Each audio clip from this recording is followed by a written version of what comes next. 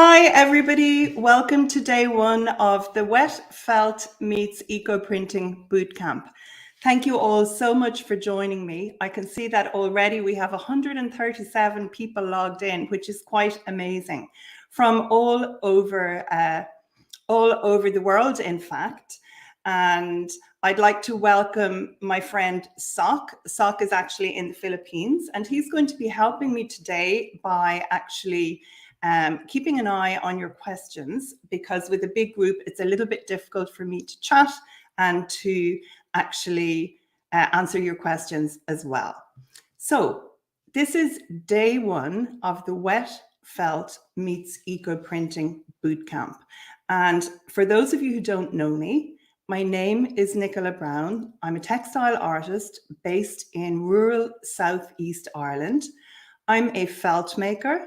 I'm an eco printer, and I grow all my own vegetation to color my textiles. So because of questions that have been coming in, and also because of the way I like to work, I want to strip everything back to the basics. And I'm going to keep things very simple for you, I hope. And some of you may have worked with me before, you may have participated in the previous bootcamp, but it's very important that regardless of what your previous experience is, that you start at the basics and you work from there. So what I want to do is offer you some information and help that will help you achieve the results that you would like, regardless of whether you are a beginner felt maker, a beginner eco printer, or whether you have experience in both techniques. So today, the main thing I'm going to chat about is actually wet felting to eco print and also eco printing to felt. Tomorrow, we will continue this discussion and I will go into that in more depth. And then on the third day, which is Wednesday, what I'm actually going to discuss more on Wednesday, I'm going to discuss sculptural felt, because many of you are really, really interested in either creating sculptural pieces or eco printing sculptural pieces. So that's what we're going to discuss on day 3. But for the beginning, I'm going to discuss wet felting to print. And so I'm not sure how many of you who are watching now are actually wet felters already, but I have a very comprehensive wet felting tutorial on YouTube, and I'm going to drop a link to that in the video description, which will be available afterwards, so underneath the video. And you can see my step-by-step wet felting tutorial. So I'm not actually going to go into all the in-depth wet felting per se, but I am going to explain how wet felting pieces that you want to eco print differs from eco printing and incorporating wet felted fabric into your felt. So the first thing that it's probably really important to understand is what felt is exactly. So felt is a non-woven fabric. It's formed from animal fiber, most often wool. Although I have to say, it can also be made with alpaca, with yak, with mohair, with cashmere. But wool is the easiest fiber to access, and it is the easiest fiber to work with as a beginner. So multiple layers of wool fiber, depending on the project, are laid out. And there are little barbs on the outside of the fiber, and these barbs, with water and with some rubbing from your hands, these tangle together, they form a fabric and they shrink, and that is what felt is. Now, when you are felting, and you are felting in color, you might choose to add embellishing fibers on the surface of your felt, and you might choose to add fibers such as silk, for example. And silk is an animal fiber, as is wool. And when you are choosing to make felt that you subsequently would like to eco print, it's actually better not to put these animal fibers for the surface decoration of your felt. And the reason for that actually is that animal fibers absorb the eco printing color extremely readily. And that's one of the reasons that wet felt is the most wonderful substrate to print on, because it's formed from wool or mohair or yak or cashmere. It absorbs the natural dye color from leaves very, very easily, and from onion skins. So if you want to make felt that actually is going to have some interesting surface embellishment, and if you're a felt maker, you then want to actually use cellulose fibers for your embellishing fibers. So cellulose comes from a plant, and those sort of fibers would be linen, bamboo fiber, soy milk fiber, although that has a little bit more protein in it. Tencel. Tencel is a wonderful fiber. It's made from eucalyptus pulp, and it's actually one of the most environmentally fibers there is, because it's made in a closed circuit, and they reuse the water that's in the manufacturing process time and time again. So Tencel is a beautiful fiber. It looks very similar to silk, and it's got a wonderful shine. But when you eco print on your felt, you can see the Tencel on the surface decoration of the felt. Now let me see if I can. I'm just going to add this to the stream here. So here's a Nuno felt wrap. Nuno felt is a combination of fabric with a very, very little bit of fiber. And in this case, I'm not sure on your screens how well you can see this, but there's some beautiful tracings of white on the surface of the eco-printed felt. And that white, it looks almost like veins. That white is actually from Tencel. And so that's a wonderful fiber to use as an embellishing fiber if you want to eco-print your felt. Now, as a new felt maker, you, as well as your wool and your embellishing fibers, you do need some other basic supplies. So I'm just going to run through these just so I don't miss them for anybody who really doesn't have very much experience.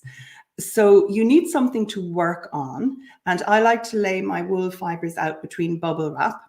You can also use a bamboo blind, and if you live in America, you may be familiar with solar pool cover.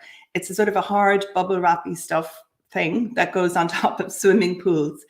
I personally don't like to use that. It's very tough and it's hard to roll, but it does last for longer than bubble wrap.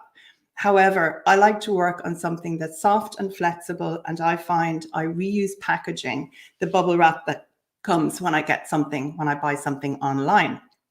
You need some soap, a sprinkler, and some towels.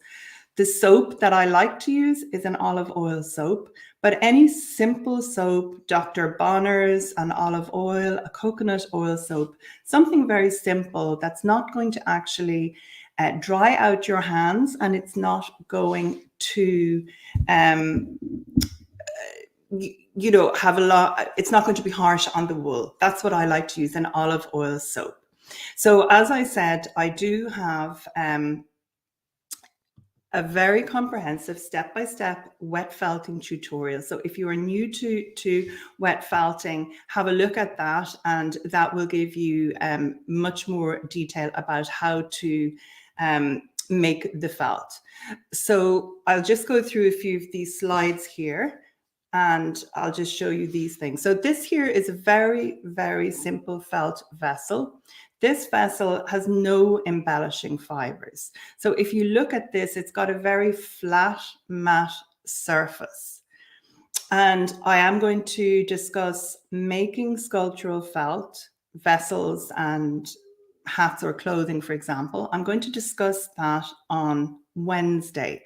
But can you see on the right-hand side of this vessel where I have the tie marks? When I rolled my eco printing up and I tied it, I always try and include these tie marks. This section where the tie marks are, I try and include that as part of my design, and I will discuss that on Wednesday.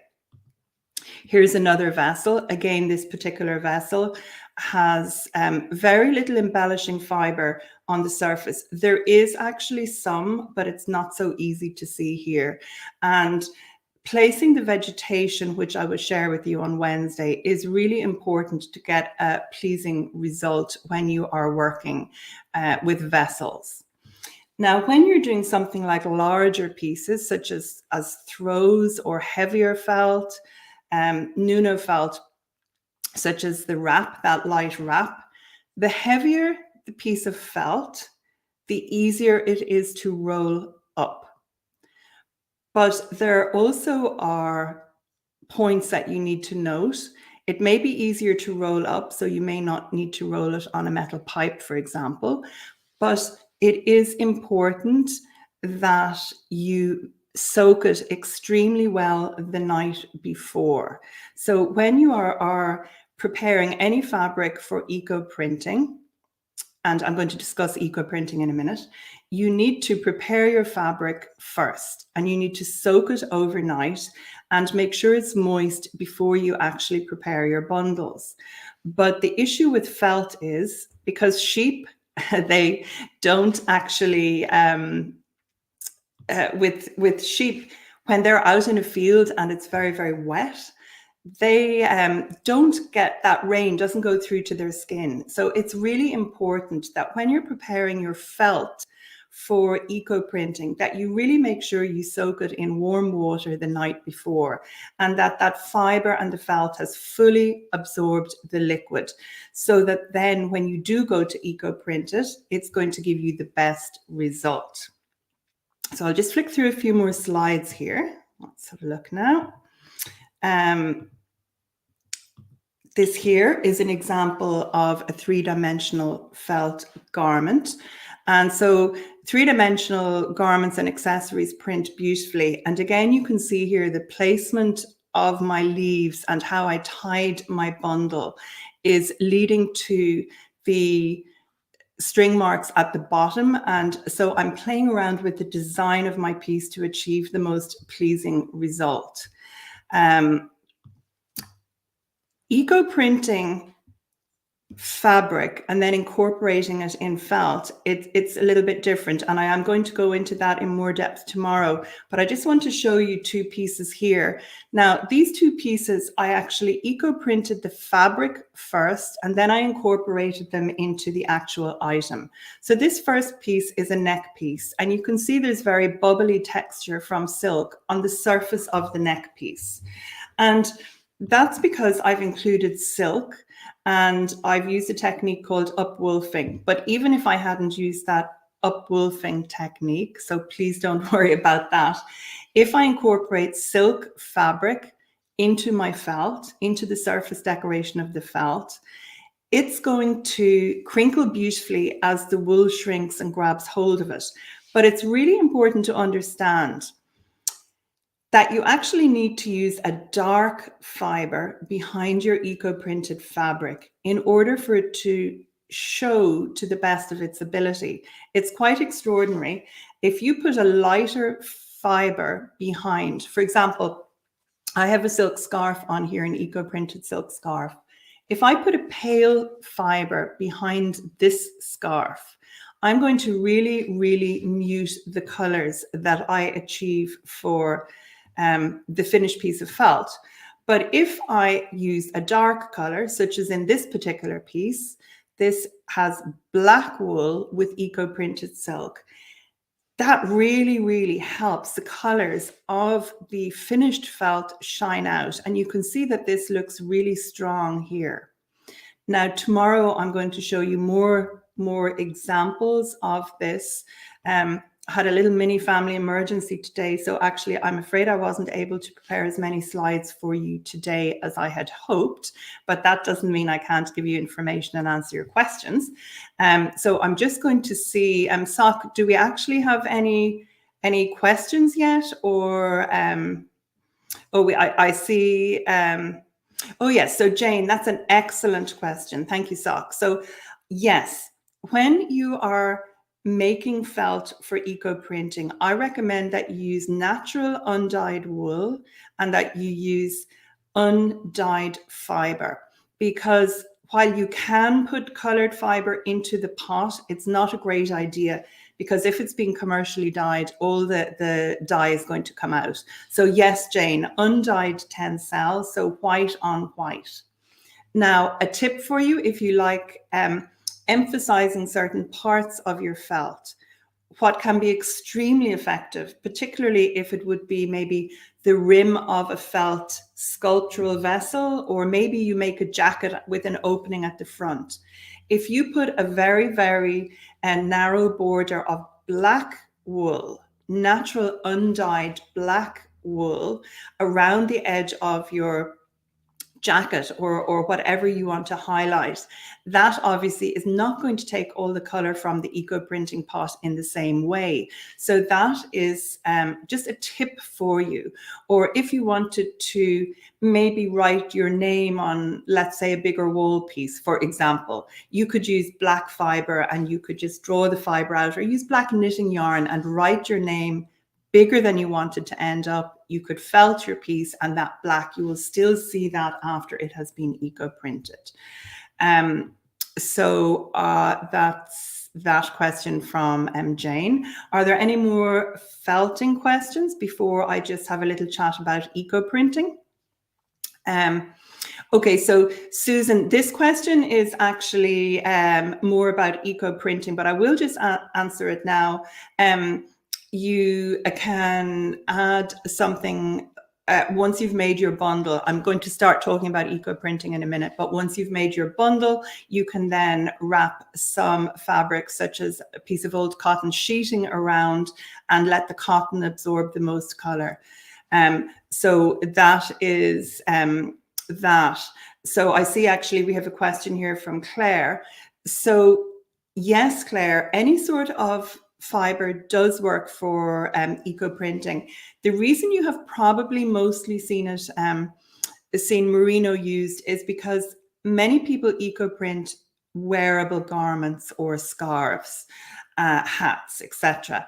And merino is beautifully soft to wear, but you can eco print with any wool. Now, the higher the micron count, which means the wool is coarser, the coarser the fiber, the higher the micron count. In a way, the felt can look a bit fuzzy or hairy.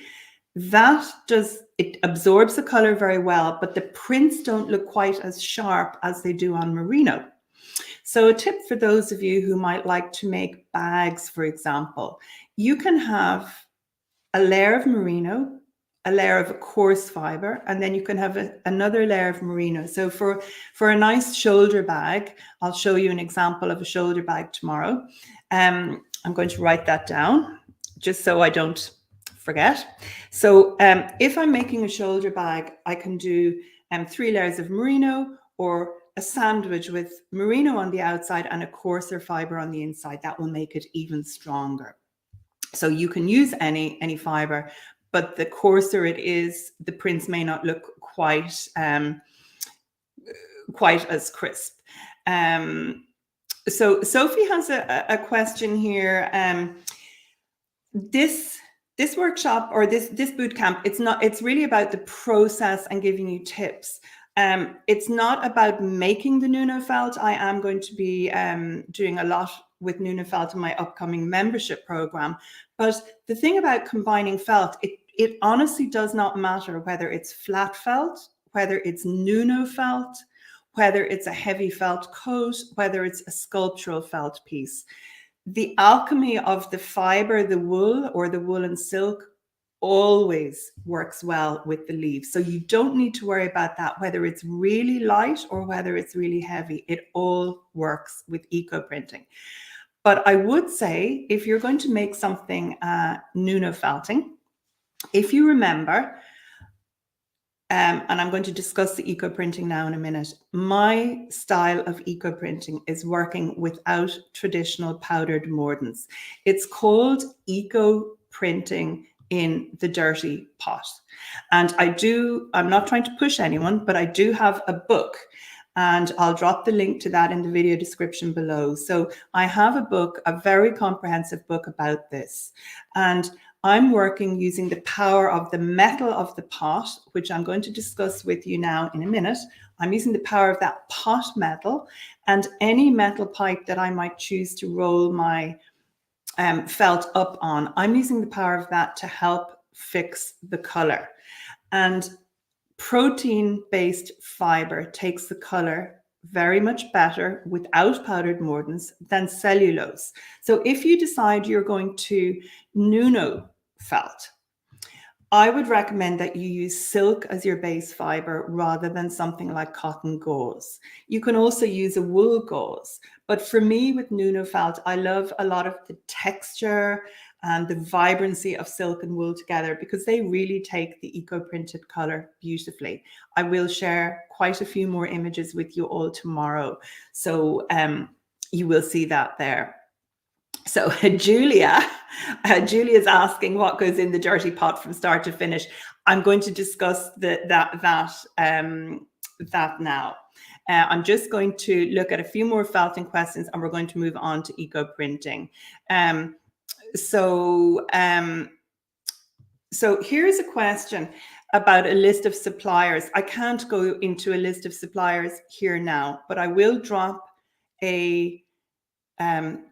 in the video description below, I'll drop a link to I have an Amazon storefront with some recommended supplies that I like to use. So things like the olive oil soap, and I have some suppliers for wool in there.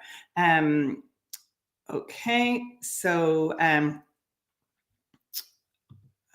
let's see.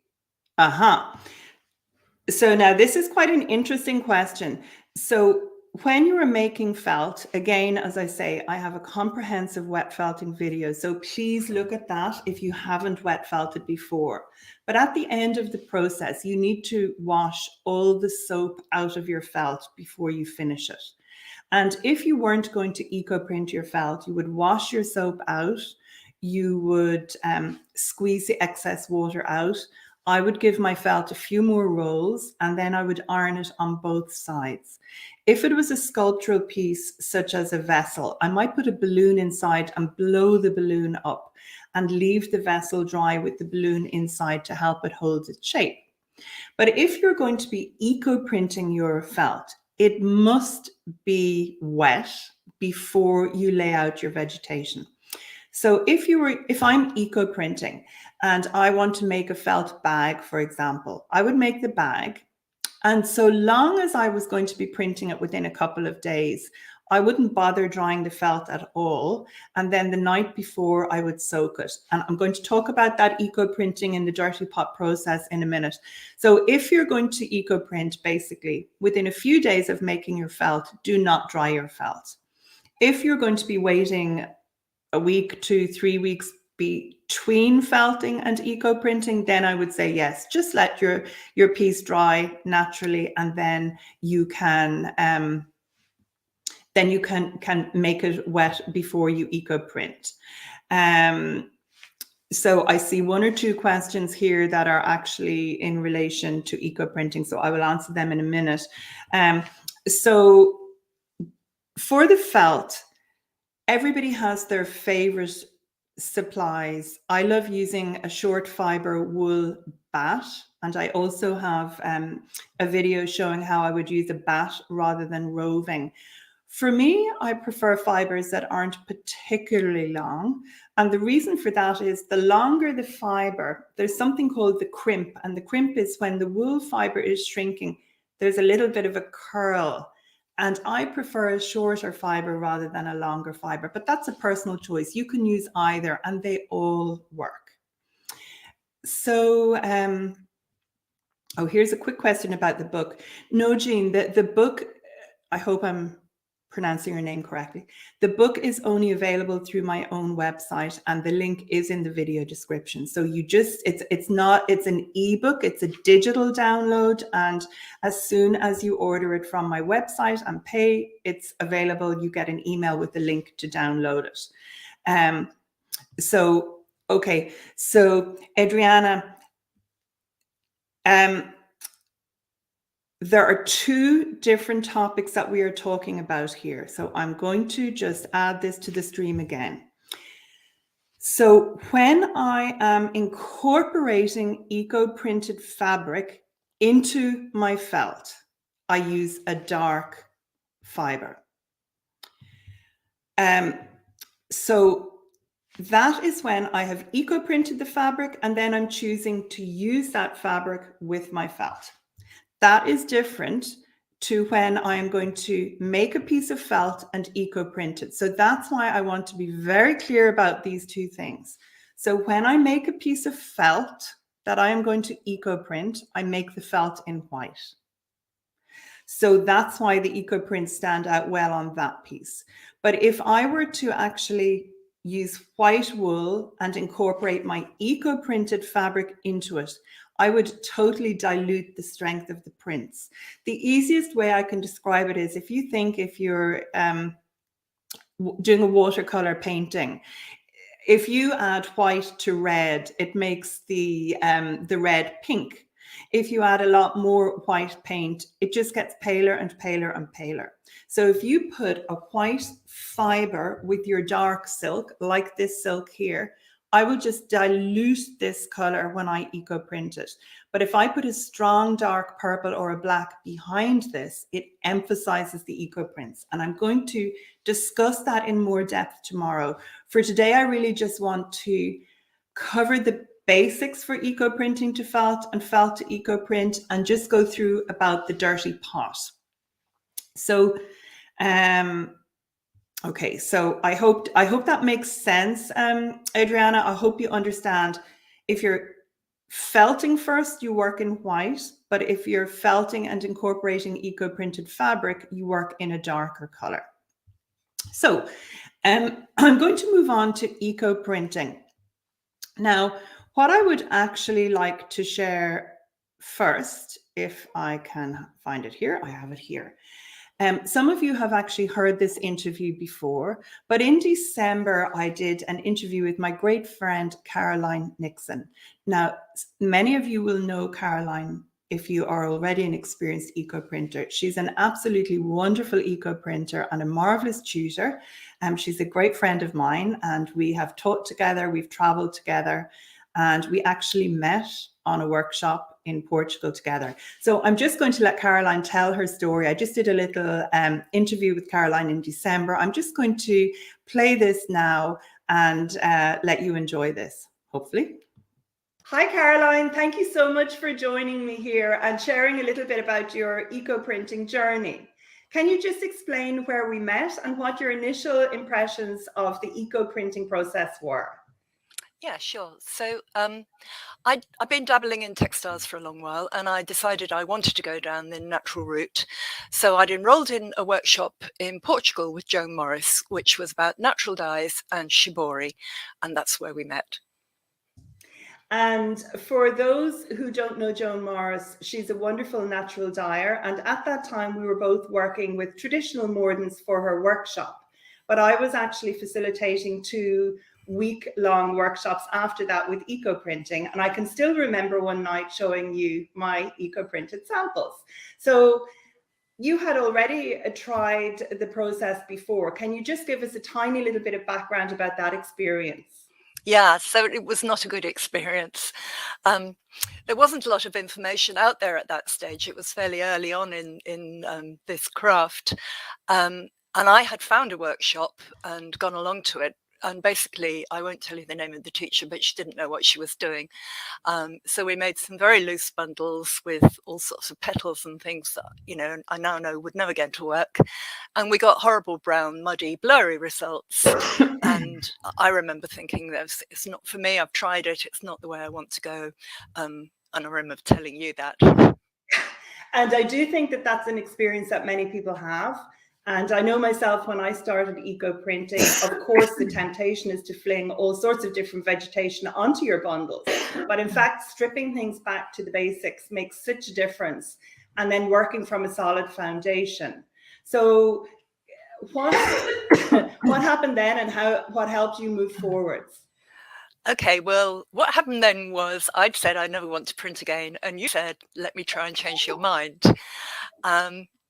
And so I came to stay with you. You very kindly invited me over to your place, and you taught me very generously all the basics. And it changed my life, because from then on I was hooked on eco printing. And for those who don't know Caroline, she is the most marvelous eco printer. She works both in the dirty pot and also with mordants. But the basics for each process are really the same. The foundations are the same. And how did your life change once you really understood that, and particularly from moving forwards from that dirty pot technique at the beginning? So life changed completely, because now I knew that actually eco printing was something I wanted to do. And what you'd done was you'd equip me with the basic skills, which, as you say, are the same whatever method you go on to use. So I knew how to bundle tightly, I knew how to get crisp prints, I knew how to get colour, and I'm by nature an experimenter, and I could now go home and experiment and get good results because I got those basics in place. Well, thank you so much for joining us, Caroline. Before I say goodbye, would you just like to explain a little bit about the beautiful top that you're wearing? Yeah, so this actually, I still do dirty pot stuff, and this was done in the dirty pot, so you can see a few string marks here. So it's an old woolen blanket which I recycled. It's printed with a variety of leaves, including some big walnut leaves down the front, and then I've done a lot of hand embroidery on it, which is a bit of a sort of trademark of what I do now, that I like to embellish things with hand stitch. Yeah, it's absolutely beautiful. It's also interesting that you say you have walnut there, because for me, leaves from my own walnut tree don't actually give me prints in the dirty pot. And that's a really good point for everybody to take note of, that vegetation prints differently depending on the growing conditions, the age of the tree, etc., etc. But obviously, when I look at that, it's just so beautiful. And as you say, your stitching is a trademark. So I am going to drop a link in the video description below once it gets optimized afterwards. So for those of you who'd like to look at Caroline's work and who might be interested in just seeing more of her wonderful garments, that's going to be available for you afterwards. So thanks a million, Caroline. And have you got any final word for people who are new to working in the dirty pot, or actually new to eco printing altogether? Yeah, I think in some ways I was lucky the way I started, when there wasn't much information around, because I think there's an overload now. People can look at some of the botanical print groups on Facebook and see all the very sophisticated techniques that people are using and think that they should be jumping in and doing that straight away. And you can't.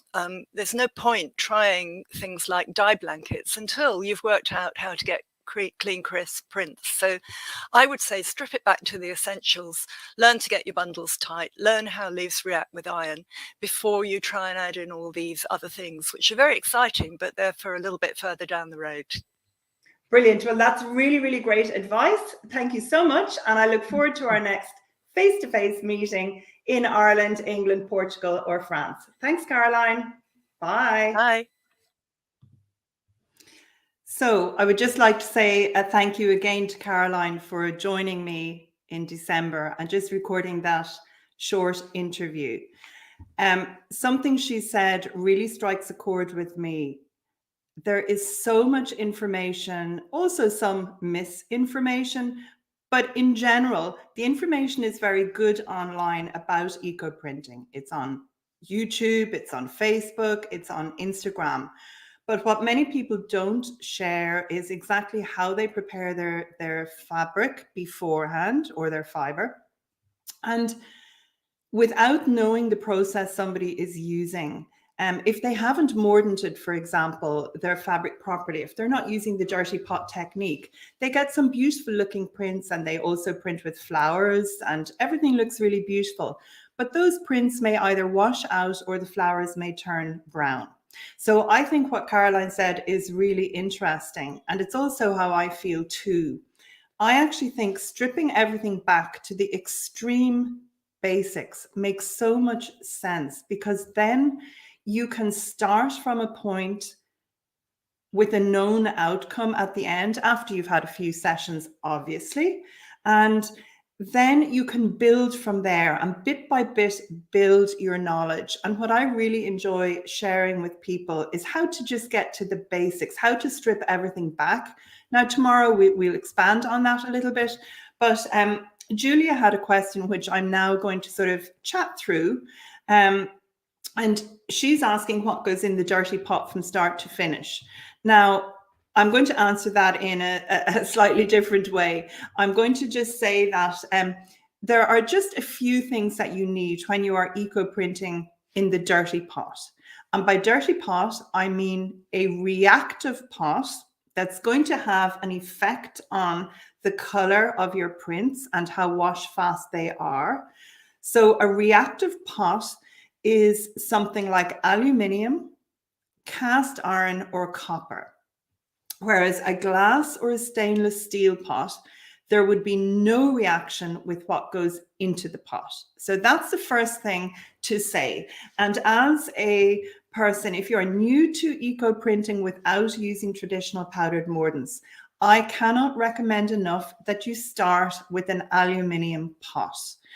Aluminium really helps enhance the colors of what you achieve in the pot, and it makes them more wash fast. But it is important to note that not every type of vegetation is going to give you good prints. So for example, Caroline said with her beautiful top that she was wearing, that the walnut leaves work beautifully for her in a dirty pot. I've planted a walnut tree here in Ireland and I get no prints whatsoever from my own leaves in the dirty pot, no matter what I do. So it is important to understand that. And if you are new to eco printing, I cannot urge you enough to use an aluminium pot and to start for your first session or two with onion skins, because they are absolutely guaranteed to give you results. So your pot is the first thing. There was a question as well. I'm just going to go here. Here's a question about the size of the vat or the pots that you might need. So it is quite interesting. If you're working in the dirty pot, I like also to use metal pipes to roll my pieces on. So they could be cast iron, rusty metal, copper, and they help modify the color of the prints that I get. For example, the scarf that I'm wearing was rolled on rusty metal, and so it's made the colors darker. So I have to make sure that any pot that I'm processing in, that the pipes are a little bit shorter than the diameter of the pot. Otherwise, I can't get my bundle in. But if I was rolling a very large blanket, I can choose to roll that on a piece of rope, for example, or a piece of silicone tubing. And in that way, I can then coil that to fit into the pot. I won't get the modification of color from the metal like I would here, but I can fit quite a large piece in a relatively small pot. But if you're looking to buy a pot, and you're serious about eco printing, I cannot recommend enough a 40-litre pot or a bigger one. But 40 litres is a really useful pot. And those of you who are in America, I'm sorry, you're going to have to translate that to quarts. If anybody knows what 40 litres is, by all means, drop that in the comments. But 40 litres is a really good size of a pot. So, we've got the pot, we have got our fabric, of course, which we're going to soak overnight in water. And then you can see on my list here, I've got vinegar. Now, vinegar is a modifier. It is not a mordant. So it doesn't chemically alter the structure of your felt or silk or whatever you are printing, but it does help sharpen some of the colors that you can achieve in the dirty pot. And it has a very strong reaction with rusty metal. So if I want very strong dark prints, I would always make sure that I put some vinegar into my pot. There is a full series, Eco Printing in the Dirty Pot. There are 3 videos, a bootcamp series, and that does go into it in a lot more detail for those of you who are specifically interested in eco printing, whereas this bootcamp is about felt and eco print. So vinegar. It doesn't matter what the vinegar is. It can be white, it can be brown, it can even be wine that's a little bit gone off, and that will all work. But something like lemon juice, which is also acidic, that does not work. That will strip the color from your pieces. So it must be vinegar. So you've got your pot, aluminium. You've got your vinegar. Heat source. I love to work on either gas or wood. The important thing is that the liquid in the pot must come to a boil. And when there was the question about what actually goes into the dirty pot from start to finish. So Julia, if you're starting a dirty pot from scratch, I would have an aluminium pot. I would half fill it with water. I would put half a liter of vinegar, maybe a liter of vinegar in it. So we're talking about half a liter is approximately a pint. So approximately a pint of vinegar, or maybe a little bit more. And then I would put a lump of rusty metal in. So the rusty metal, it's going to have a reaction with the vinegar because it's reactive, and that also enhances the liquid in the pot. So what's actually happening is the pot and the rusty metal, in effect, are becoming a mordant. So we're not working with traditional powdered mordants, but we are trying to mimic the effect that those mordants have, but work in a more health conscious way.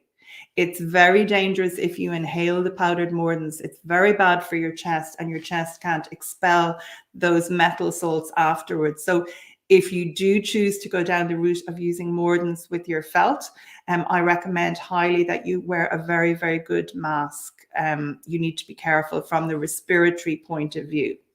Now, the vegetation, again, I'm not going into all the vegetation here in this bootcamp, but video 2 from the Eco Printing in the Dirty Pot Bootcamp does detail some vegetation. And I will just say that onion skins are my top recommendation if you're new to Eco Printing. But rose leaves print beautifully too.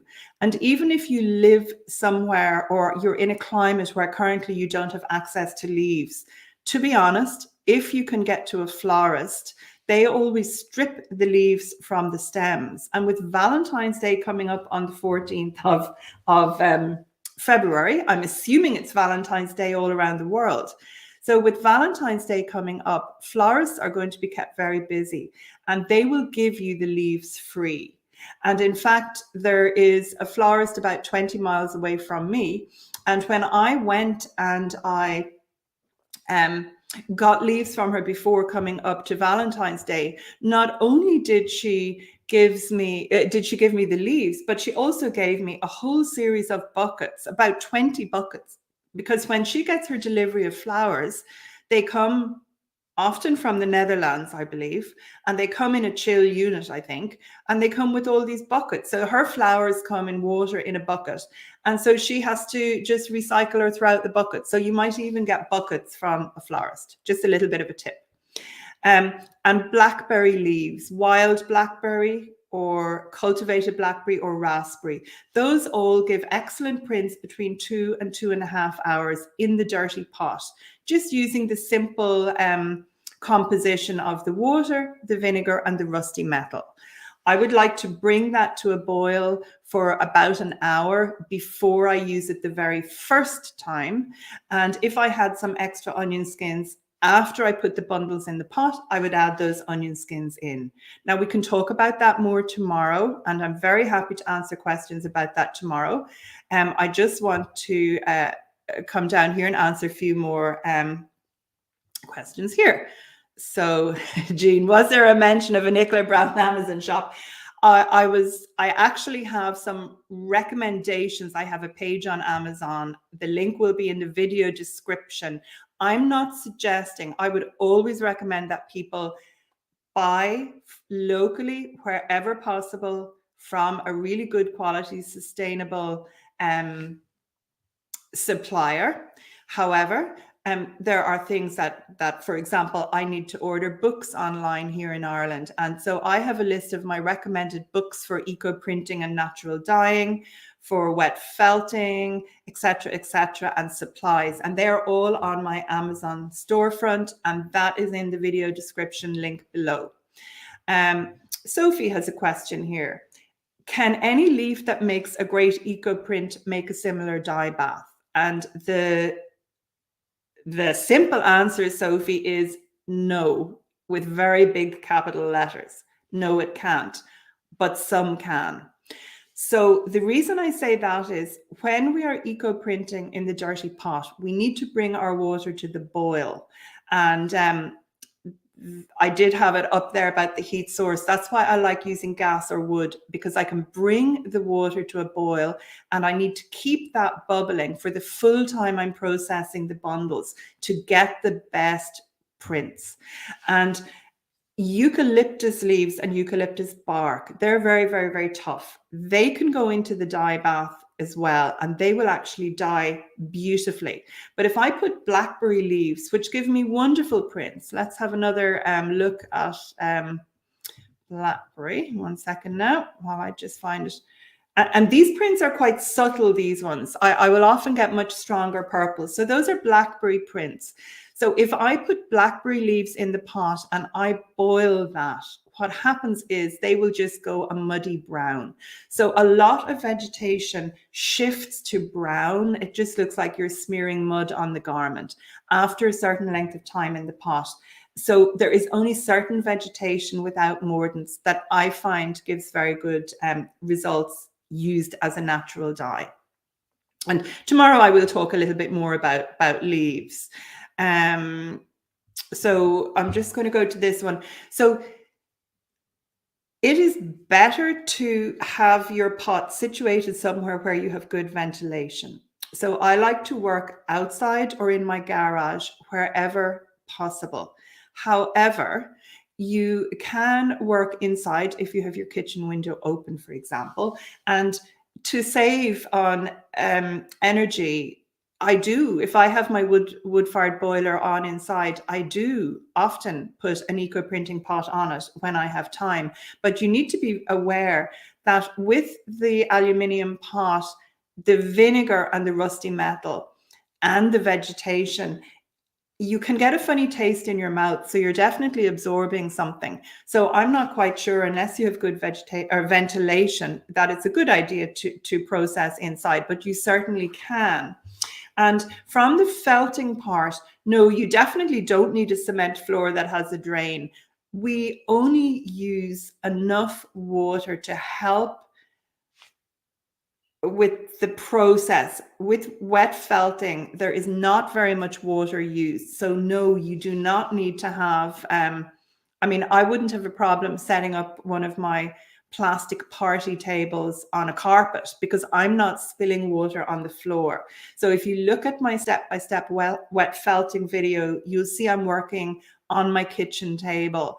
It's a wooden table, which I love working on for felting, and there isn't water splashing everywhere on the floor. So you don't need a cement floor, but you just need to be careful not to pour too much water on your felt.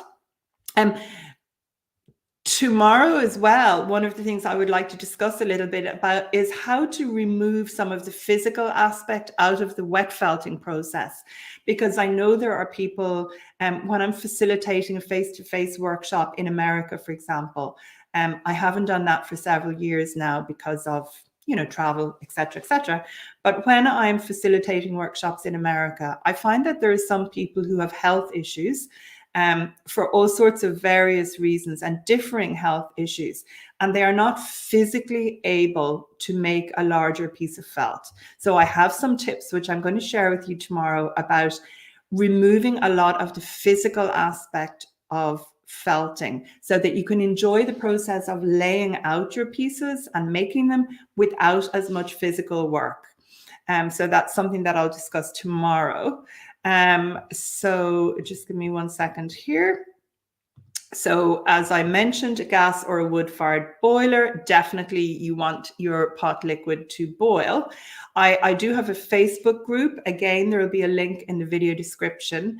And there are many people from all over the world. We have over 1,000 members on the group now, and it's only about 5 weeks old. That's all to do with eco printing in the dirty pot and wet felt making, meeting people, and you can ask questions there and hopefully get them answered. And if you're getting value out of this video so far, please subscribe to my channel and hit the bell if you would enjoy doing that. So now I'm going back into the comments, and I'd just like to ask, I've done that one. Have any of you got any questions? Okay, here's an interesting one. Yeah, so please keep drop your questions in, and I will continue to answer them. And then tomorrow I'm going to share a lot more information and plenty more pictures. So, okay, so this is really interesting, Claire, this question. So if you have a colored blanket, can you bleach out the color first before you begin your processing?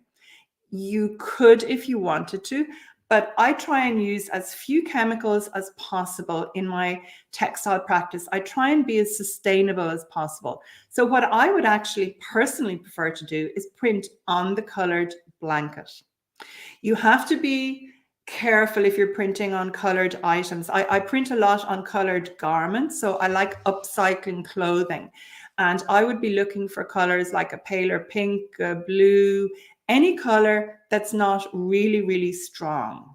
And red as a color tends to release dye into the pot. It doesn't necessarily mean your other pieces will absorb the dye because they haven't been mordanted, but it's a bit messy. So I wouldn't really go for red, but any other color that's not too strong, green, blue, pink, cream, purple, I would just go ahead and dye them. I would not bleach them first. So that's what I would do. Now, this is a great question. An old iron clawfoot tub would be wonderful, providing you can bring it to a boil. Actually cast iron is my favorite of all pots, but you just need to be aware if you're going to use cast iron, you are going to have very dark color more of the time. The finer your fabric, the lighter your fabric, the darker your color will be. It doesn't mean that you won't get some lovely, vibrant, bright prints as well, but you're going to have everything shifting towards a darker color. So I'm going to share plenty of images with you tomorrow so that I can explain that in more detail. Cast iron is fantastic, but you would just need to make sure that when you are bringing it to a boil that you can cover it and keep that temperature hot enough. And if you have a plug in it, that the plug wouldn't melt. I don't know how you would contain it. Maybe it would be a question that you would have some metal worker make it so that you couldn't drain the bath at all. My biggest pot is 240 liters, and that one I have to empty by hand. So that would be my best suggestion, and I would heat it with wood. Oh, this is great. Here's somebody who printed their book and they had it spiral bound. That's fantastic. That's really great. Linda, so what Caroline did with her, the blanket that she used for her top, it wasn't felted. No, it was just a woolen blanket that she would have washed properly in olive oil soap, and then she would have soaked it overnight, and then she would have eco printed it. So Chrissy has an interesting question. Hey, Chrissy, greetings to Yorkshire, to you and Nigel. So can leaves be reused again? That is actually a really good question. So I do not eco print again with my leaves, but when I am using eucalyptus leaves or eucalyptus bark, they do still contain more dye in them. They don't release it all in the one session. So what I would do with those leaves, I would always put eucalyptus leaves and bark into the eco printing pot afterwards. But I have, as I say, I have big pots. You don't want to crowd your pot so you can't fit your bundles in. There are some eco printers who reuse their leaves, but I personally think it's a waste of time. You do not get such good results unless you're mordanting your fabric. So that would be what I think. Now, I'm saying you can put the eucalyptus leaves and bark into your pot, but I want to also tell you something about onion skins that you may not be aware of. So onion skins print absolutely beautifully. I'll show you images tomorrow, close-up images, but they do something that's called exhaust. And exhausting in the dye pot means, or the printing pot, that they release all their color in one session. So actually, when I open the bundles, if I took up that piece of onion skin, often I can see through it. It's almost like a piece of glass. So they release all their color. So there's no point putting the onion skins, you know, if you have them in the dye pot, you can only use them one time. You need to add more onion skins. So I'm just going to keep scrolling down here. Yeah, so here's a thing. Do you know how to recognize aluminium? I do. It's a bit like anything. It's a little bit like, you know, who knows what a rose is. Once you know what it is, it's very hard to miss it. It's got a very silver gray color. It's not usually shiny, although a new aluminium pot can be shiny, but it's grayer than stainless steel. So that's the biggest thing. It's grayer than stainless steel. Hi, Trisha. Lovely that you've joined us. You'll be able to watch on the replay afterwards once it's optimized. Martin, yes, I like to use the aluminium pot so that it has that reaction with the iron and vinegar. And also if I choose to put an old horseshoe or something in the pot to emphasize that reaction even more. Cast iron works beautifully, but gives much darker prints. Copper would be my least favorite of the reactive pots, but it does give wonderful peachy tones, sort of apricot and peach tones, but personally, I prefer stronger tones. Yes, Pam, brand new aluminium pot will work straight away, no problem whatsoever. You don't have any preparation to do. I would just give it a quick rinse and away I would go.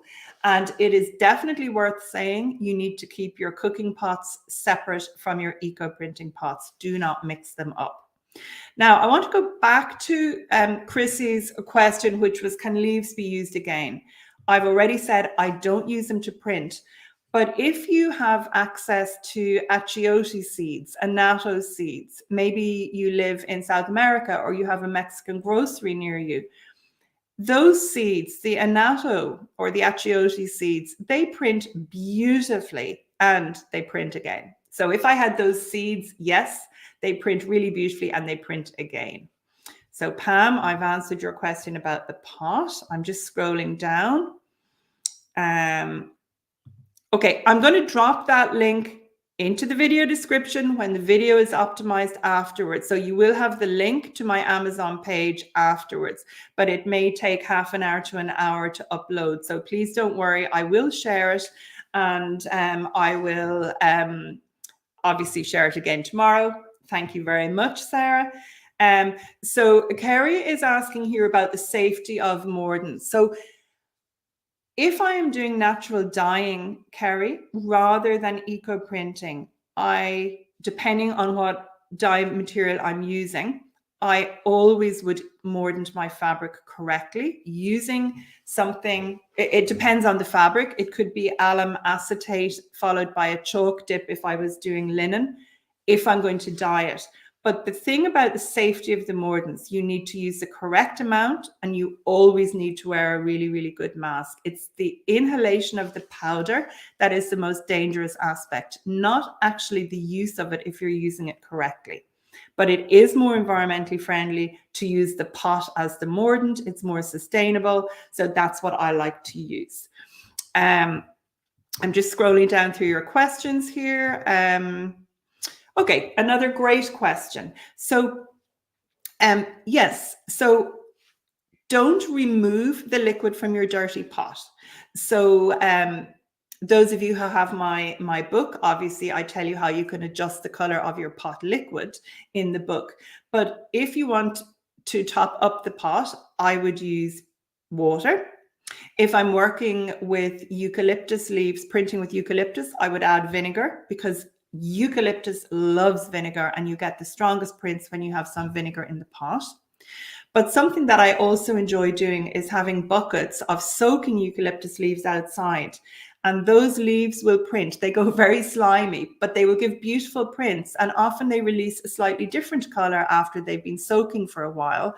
And the liquid that they are in, that water goes a really rich orangey brown. And I love topping up my pot liquid, or the pot, with that liquid. Now, it is tannin rich, but I want to be very, very clear about that. I only do that with eucalyptus water. I do not put any other vegetation aside from onion skins or eucalyptus in the dirty pot. Otherwise, I have tried it and I have been exceptionally disappointed with the results. So please trust me on that. Onion skins or eucalyptus, perfect. Forget about putting anything else in. Okay, so I'm just, oh, brilliant. Thank you so much, Barbara. 40 litres is 10.5 gallons. So that's what a 40-litre pot is. And another note about your pot, the thicker the wall of your pot, the better. Because if you're using rusty metal in your pot and vinegar, you may eat holes in the wall of your pot. So if you just have a regular saucepan from a kitchen, say, I recommend that after your eco printing session, when your pot liquid has cooled down, you take the liquid out and put it in a big plastic tub, that you give your pot a very quick rinse, and then you only put that dirty liquid back into the pot the next time you're going to be using it. Otherwise, you will get holes in the side of your pot. Now, Susan uses an old canner on an electric hot plate, and this is actually really interesting. Thanks for sharing that, Susan. Here in Ireland, we don't have that history of canning that people who live in America have. We make a lot of jams and chutneys and things like that, and we freeze things, but we really don't can in the way you do. And we don't, and like in France, there would be a lot of canning. We don't can, so we don't have the same sort of equipment. And providing you can get the canner on the hot plate to come to a boil, that's perfect. I have one electric hot plate that I brought back from France, and that will bring smaller saucepans to the boil, but it wouldn't bring my big one. So long as you can get your liquid to the boil, that's what you need. So I'm just going down. Absolutely. Providing you, not providing anything. If you do what I suggest and you boil for 2 to 2.5 hours, let me show you. Here's an onion skin printed lamb's wool cushion. This fabric was just woven locally to me here, and I have a tunic that I see a lot of my hairs. Excuse my hairs on this. I obviously have my head on it. It's really soft. So I have a tunic, a lamb's wool tunic that was printed at pretty much at the same time as the fabric for these cushions. Over the course of 5 years, not this year because I haven't been at any events, but over the course of 5 years running, I would have been washing my lamb's wool tunic in my washing machine once a week, every single winter.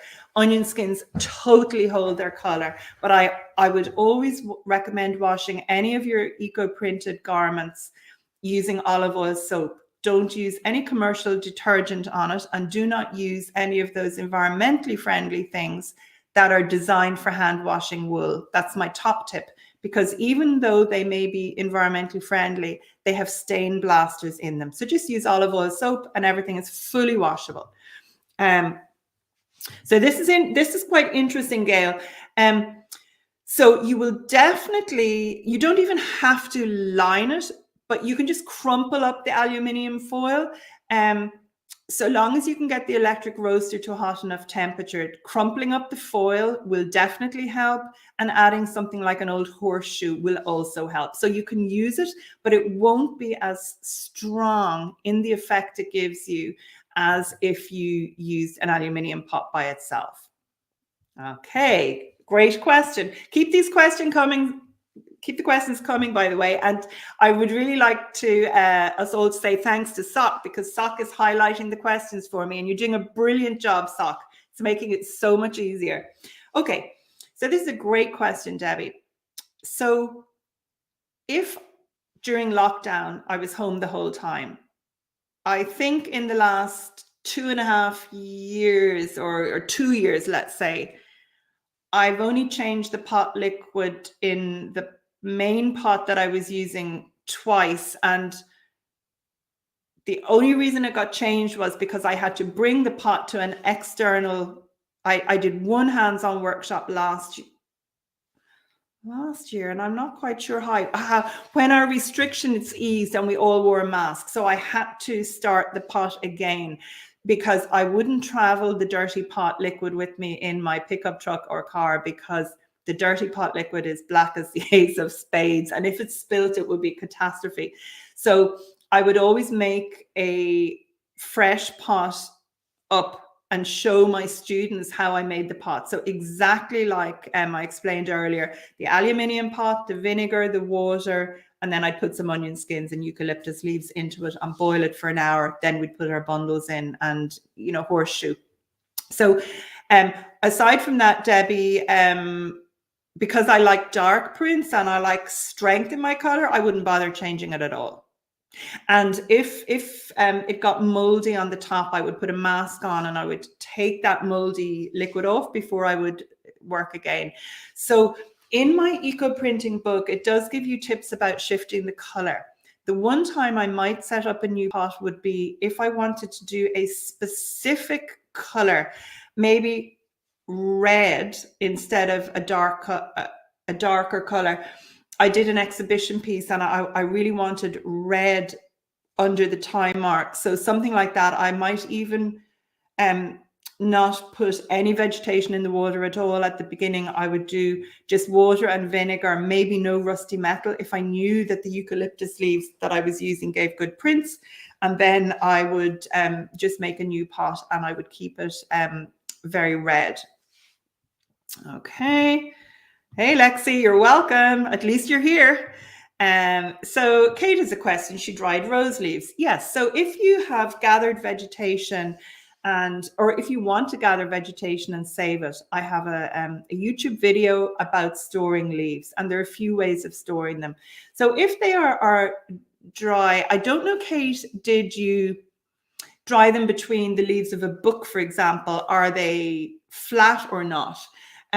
Usually I don't save rose leaves myself, but any leaves that are dry, I reconstitute them in either plain water or what I call rust water. So rust water would be water that has had rusty metal soaking in it. And if I do it in rust water, they give much blacker prints, or if I do it in plain water, they just give the regular prints. But you can also freeze leaves, and as I say, I have a video about that. So that's a good question. I'm just scrolling down now. Oh, another great question. Now, I tell you, you're all very hot tonight with these questions. So do aged leaves give you different effects versus fresh green leaves? I love this, Claire, because when you say fresh green leaves, people often presume that the younger, greener leaves are going to give better prints. But in fact, it's the tougher, older leaves, almost inevitably, there are a few exceptions, give the best prints. So I like working with bigger, older, tougher leaves. Windfall leaves are even better. And the eucalyptus leaves that I soak, and I could leave for a month or 2 months in a container soaking, they will give a different effect than if the leaves were green and fresh, yes. But otherwise, the other leaves, I just store them dry and reconstitute them in warm water until they're soft enough to lay out. Okay, so here we have a question. Okay, Anne, so in a way, science really isn't my thing. My good friend Joanna, now if Joanna is watching, I'm not sure if she is, Joanna would be able to answer this for you. But so long as the water is boiling and there's a bubble and there's steam in the pot and you can put your lid on it, absolutely, that will work perfectly. You just want that water to be bubbling, not just simmering. Okay. Okay, so I think that regardless of where you live in the world, there will be leaves outside your door. Now, maybe not at every season, but there will be leaves in your own vicinity that you will be able to use. And I'm a real believer in using what you have and trying not to envy what everybody else has. So the only leaves I have ever bought from a florist were eucalyptus leaves, and I've got the free rose leaves. But I don't know, and because I work with vegetation, I'm very used to, I don't handle toxic things. The one leaf that I tried that I would never recommend anybody uses in the dirty pot, hydrangea leaves. And the reason I use them was hydrangeas are an alum accumulator. And I thought that they might have a slight mordanting effect, but oh my goodness, I felt so sick. They smelt dreadful. So you need to be careful when you're handling any vegetation. But I would say I don't know any, but that's because I haven't tried them. So I don't know toxic. Let me just see. Okay, so here is Penny. Yes, absolutely, Penny. And in video number 3 of my previous boot camp, so it's called Eco Printing in the Dirty Pot. If you look at the 3rd video, it's on my YouTube channel. That's exactly what I cover in video 3 on that one. So this particular boot camp is all about felting to print and printing to felt. The other was all about eco printing in the dirty pot. So there's a lot more dirty pot information in that other one. Okay, now this is also interesting. So Linda, many people say that your water makes a huge difference to the eco prints, and that might be true if you're working with mordants. But I've taught all over the world. Well, not all over the world, but I've taught a lot in America, North America, Canada, Australia, and Portugal and France. I use well water myself here. I've used well water in Portugal and France. In America, we've used city water from all sorts of different cities like Dallas, Tucson, all over the place. And obviously some of that water would have had chemicals. We never had any detrimental effect on the beauty of the eco prints. And so I don't think that if you have a water softener, it's actually going to have a major impact, but I think you would need to try it. I don't know. I don't exactly know what the chemicals are in the water softener, but certainly I don't think you're going to have any problem. So the only thing that we found when I was teaching in Dallas, I think, for the first day, we didn't get the pot to boil, and also in Tucson on electric hot plates. We then had to borrow a church's big catering. We had to use the church's kitchen in a big complex and use their catering gas cookers. The heat is the thing. If you don't get the pot to the temperature, you won't get the prints unless you're using mordants. Now, okay, so Erica, oh, thank you for chiming in. Erica, this is really interesting. Okay, so 40 litres is 8.8 UK gallons. Golly, yeah, you see, this is where measurements are not my forte. Thank you very much for pointing this out, Erica. So a gallon in the States and a gallon in England is not the same. Okay, thanks. Yes, so do you put a lid on the dirty pot as it boils? Absolutely, Julia. I put the lid on the pot, I bring it to the boil. Then once the bundles go into the pot, obviously I have to take the lid off.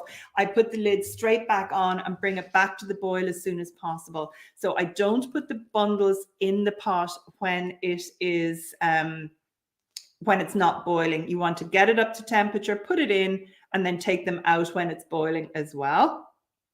And oh, thank you so much.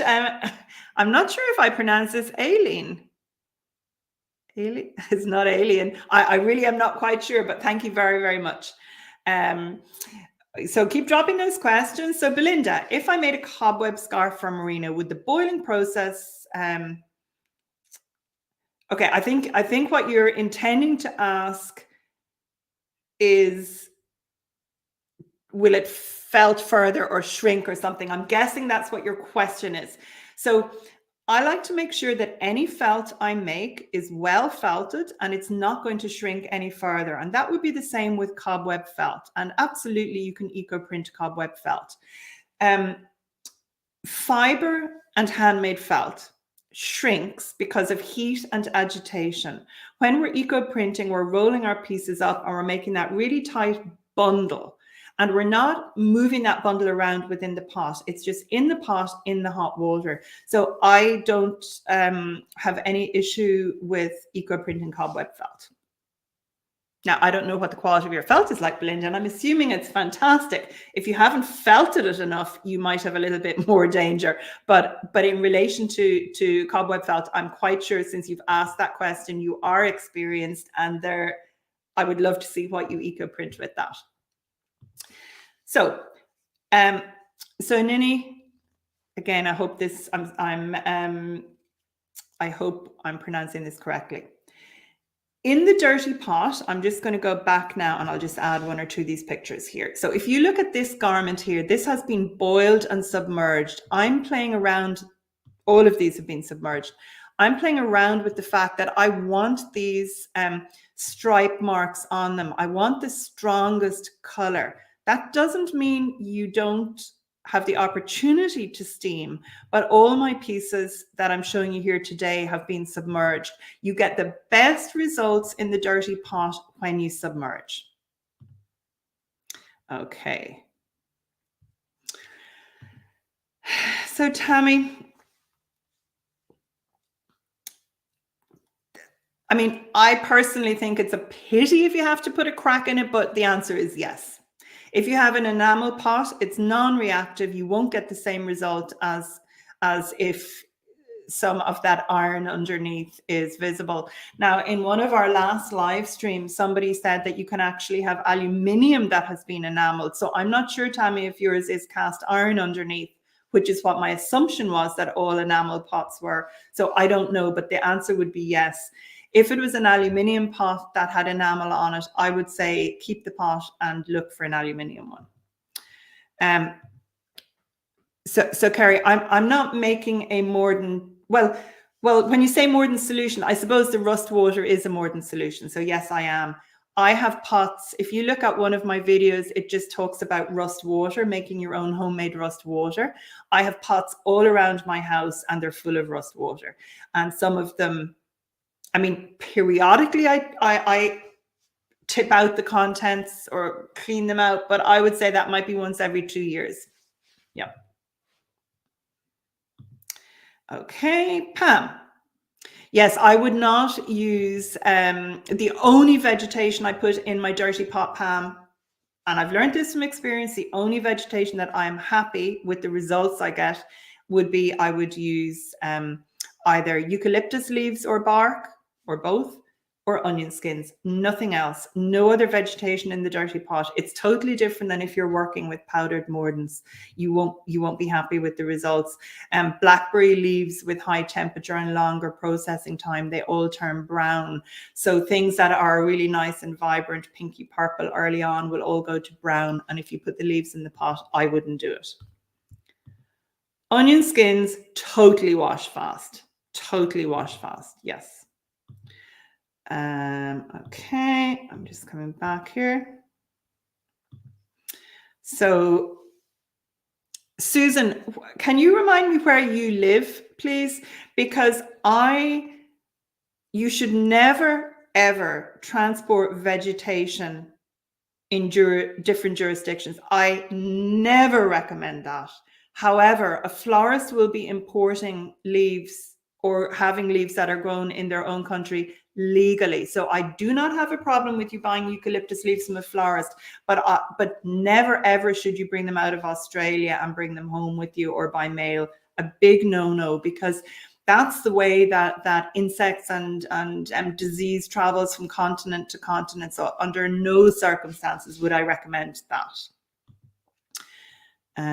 So let me see. So Jane says aluminium is not magnetic. I don't know. I don't know, but it does, whether it's I don't know. It's the best pot to use anyway. So let's just see. So yeah, so here's a good thing. So Okay, so that's very interesting. So Cyprus to the Netherlands, you see, if you're within the European Union, for example, I have brought leaves from Ireland to France, and I brought leaves from France to Ireland. So if I'm teaching in France and I'm driving over in my pickup truck, I would bring leaves, but that's all legal. So if you're going from Ireland or France to Canada or America, that's totally illegal, or to Australia. When I'm going to teach in Australia and facilitate workshops there, I even declare my wool and any fiber that I'm bringing in. I never bring vegetation, but I would bring wool, and I would, you know, that it's an animal product, etc. And I would always just declare it, and you know, there's no problem with that. So just don't take a chance. Okay. So, okay. The copper pot, really, it works very well for apricot and peach tones, but I wouldn't use it for anything else. If it's the only pot that you have, I would add rusty metal to it. But honestly, it's not a substitute. It's in no way a substitute for aluminium. Yeah, I like this one here, Annika. Eucalyptus grows in Ireland in many places. Yeah. I have over 900 trees here. I'm very lucky, probably over 20 varieties and expanding. So I'm very, very lucky. So once workshops open up again in a meaningful way, I am intending on actually offering a service to eco printers here where they can also buy vegetation from me.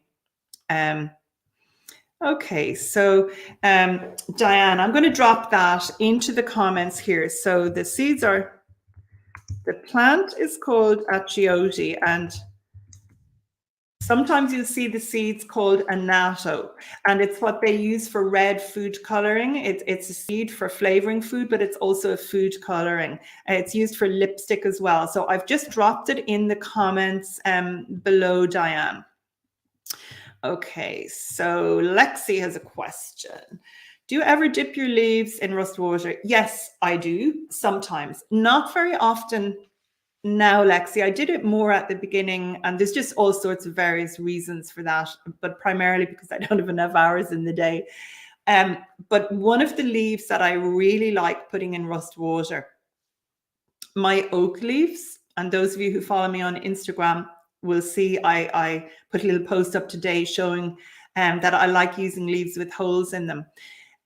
They were windfall leaves from this morning, Lexi, and I find that my oak leaves, I actually would soak them in rust water overnight, and that helps enhance their prints. In other countries, I've got particularly good prints from bur oak in America, really good prints, and my own oak here don't give such vibrant prints. So a rust water soak is very good for them. But a rust water dip for certain leaves works very well. Rose and blackberry, often it will enhance the prints. But to be honest, I just haven't enough hours in the day. Okay, so I'm just going to come down. Keep asking your questions. Oh, good. I see there's a good few of them here. I'm not even sure what time it is now. So, Sock, I hope you're okay. Natalia, I don't even consider the pH. I just go with my gut. I don't check the pH whatsoever. But I suppose probably I would say more acidic rather than otherwise, because I'm adding vinegar into the pot. And I do neutralize my fabric afterwards using bicarbonate of soda. But that's something that's either in, I'm not going to talk about that now, a little pinch of bicarb of soda. I soak it. The instructions for all of that are in the Eco Printing in the Dirty Pot Bootcamp video number 1, how to neutralize your fabric afterwards. Okay, so definitely not into the pot. Absolutely not in a million years, unless you want everything to be totally black, Esther. However, pomegranate is wonderful for tannin and iron reactions, and you can steam those over the dirty pot, but that's not what this bootcamp series is about. Tannin and iron reactions are something that I will be definitely, we'll do quite a bit of that in the membership program, or I'll share how I do it and we'll work from there. So pomegranate is marvelous for tannin and iron reactions and steaming, but not putting into the dirty pot, or you'll get very, very black results. There is one thing though, Esther, I tell a lie. There is one thing I've done and it worked beautifully. I made a homemade pomegranate solution with a couple of rinds in a big bucket, and I soaked a large wool blanket in the pomegranate. And pomegranate is a mordant and a dye and a tannin, in fact. So I then used my leaves and I rolled it up and I did it in a cast iron pot. So everywhere that was on the outside of the bundle was so black, it was incredible. And there were good prints inside. So you could soak your fabric in the pomegranate and then you could process it in the dirty pot, but be aware that you will get a lot of very black color. Okay, I have printed on all sorts of different fabric, but you need to make a good direct contact. I've printed very successfully on velvet, but corduroy has got quite a pile.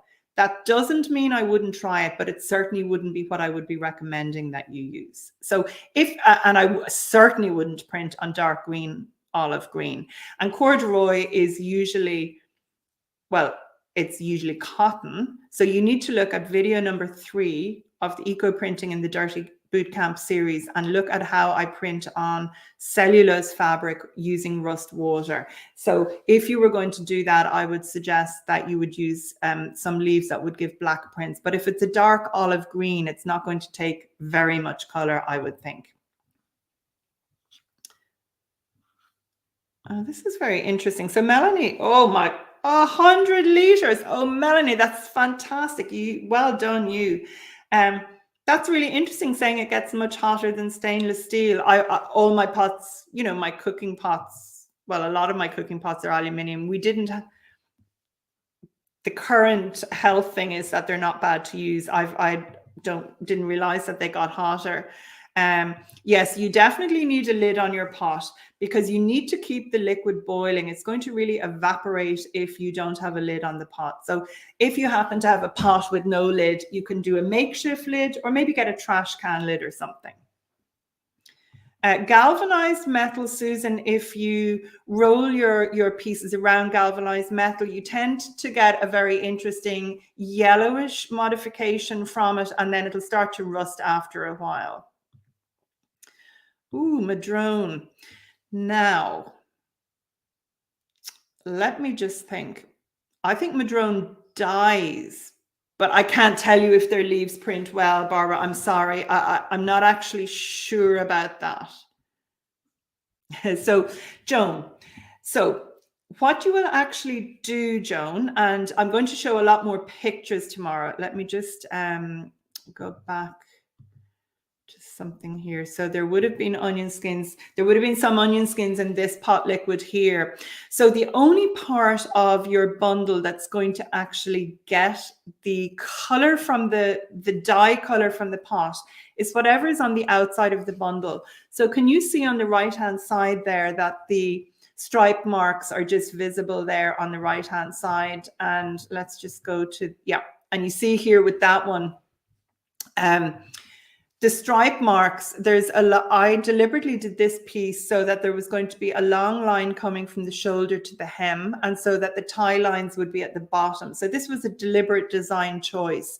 So the only part of your piece that's going to get the dye color from the pot is what's on the outside of the bundle. And I'll share some pictures of bundles tomorrow because I had a little mini emergency and had to go to Dublin this morning. So I've been on the road since 6 o'clock and I didn't get as many slides put together for tonight. So apologies for that. You're very welcome, Christina. Thank you. So Kim, so aluminium for beginner, because you've got plenty of options with it. Cast iron is my favorite pot, and you don't need to put rusty metal in cast iron, but you still need to roll your pieces on rusty metal if you want to modify the color, Kim. And again, the Eco Printing in the Dirty Bootcamp number 1, you get loads more information about the Eco Printing bit of it. So I would say aluminium if you don't have a pot. If you already have a cast iron pot, yes, it will work very well. Yeah, I absolutely love them, Claire. So I utilize them to the best of my ability all the time. I love the tie marks and I always include them in my design. So the thing about using blankets containing tannin, I do tannin and iron reactions. You need to steam them, and absolutely you can do that if that's what you want to do, but you need to know what you're doing in relation to whether you're mordanting your fabric or not, and that's not something for this workshop. But yes, you can use tannin and iron, and you can steam that over the dirty pot. So if you really want to keep the wool, how do I mean, Jan? Okay. This particular image here, the stripe marks are all sort of a chocolate brown. But if I want to get a very reddish color, I have eucalyptus leaves that give me a red dye. So I could have that red instead of brown.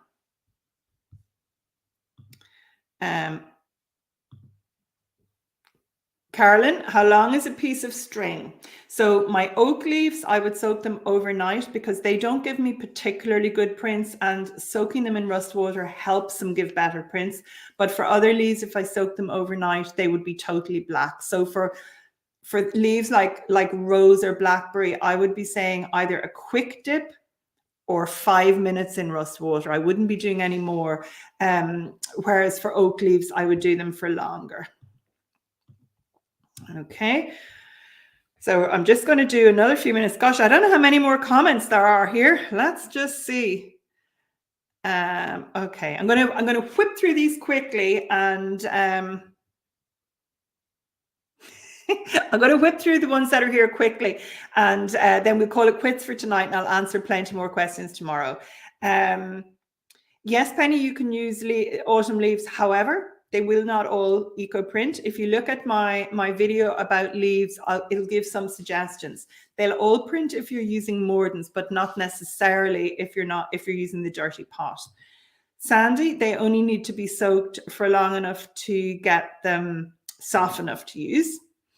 No, the eucalyptus is not a mordant. The eucalyptus is a natural dye, but we're using the effect of the pot as the mordant. So the aluminium or cast iron pot gives a subtle mordanting effect. Okay, I think, Kate, okay, so if it's salt they use for softening, I would just give it a go. I mean, some eco printers have had success eco printing using salt water or dipping their fabric in salt water. It's never ever worked for me. I've tried it, things in the sea, so I just wouldn't be bothered. So I don't think that the salt's going to have a major detrimental effect. So so the vinegar only needs to be rinsed out, GD. But if you roll your fabric on rusty metal or cast iron, that fabric needs to be neutralized with bicarb. Melanie, you don't have to rinse your eco-printed felt immediately if you don't want to, but I would recommend that you all remove your vegetation immediately. Otherwise, it's inclined to kind of embed itself in the felt. So I only wash out and finish my felt when I know I have time to iron it, or if it's a sculptural piece, reshape it. So if I was doing an eco printing session and I had, say, 4 pieces of felt, if I was tired, I wouldn't try and wash them that night. I might leave them for a week or two. Then I would do the washing and the neutralizing, whatever. I have to say, I do use my washing machine often for rinsing my felt. So if you're here tomorrow, if you like to ask that question again, Melanie, I'll just give you tips about how to save time. But that is dependent on your felt being a quality that it's not going to really shrink in the machine. But I'll talk about that tomorrow if you ask that again. Sandy, submerged totally for the absolute best results. Steaming without mordants does not give such strong results, so submerging all the way.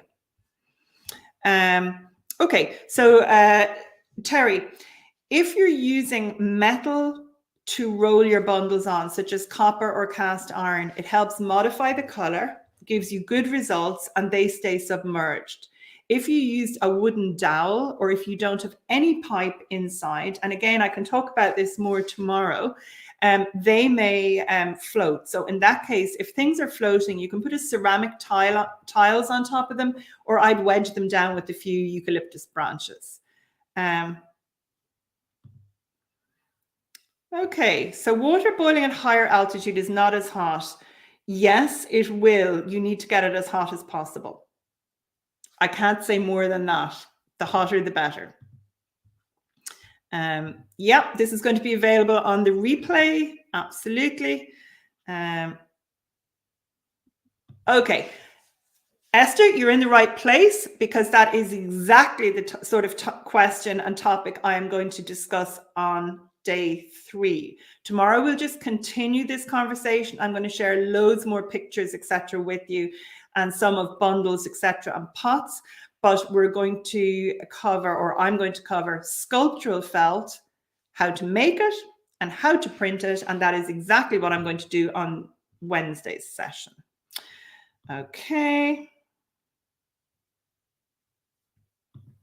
So things like Queen Anne's lace goldenrod, those are those sorts of vegetation, unless you're doing tannin and iron reactions, and that's not what this boot camp is about, and it's not for submerging in the dirty pot.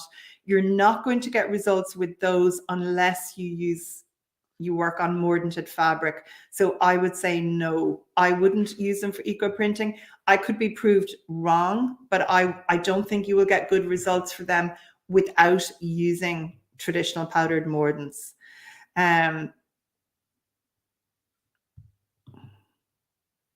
No, Susan. One large dirty pot.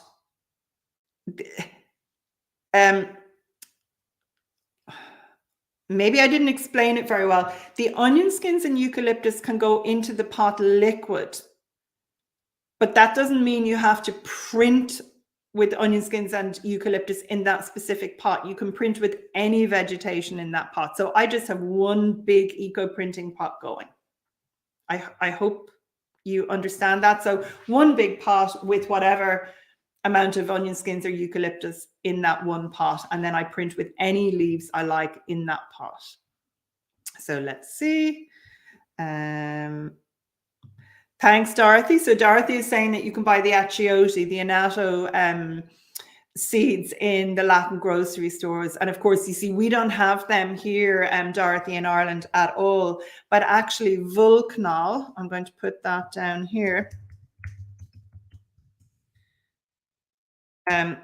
Vulcanol is an excellent supplier in Germany of wet felting and natural dye supplies. They also have knitting yarn. So Vulcanol actually sell annatto seeds for natural dye. So you may even find that there is a natural dye supplier that will have them. Okay, so Carrie. I'm not quite sure what wolf. So I suspect you might have made a typo here. Eucalyptus leaves, there are different varieties of eucalyptus that print really well. I'll give you a few of them tomorrow, okay? And they grow very well here in Ireland as well. So I wouldn't worry about the sunshine.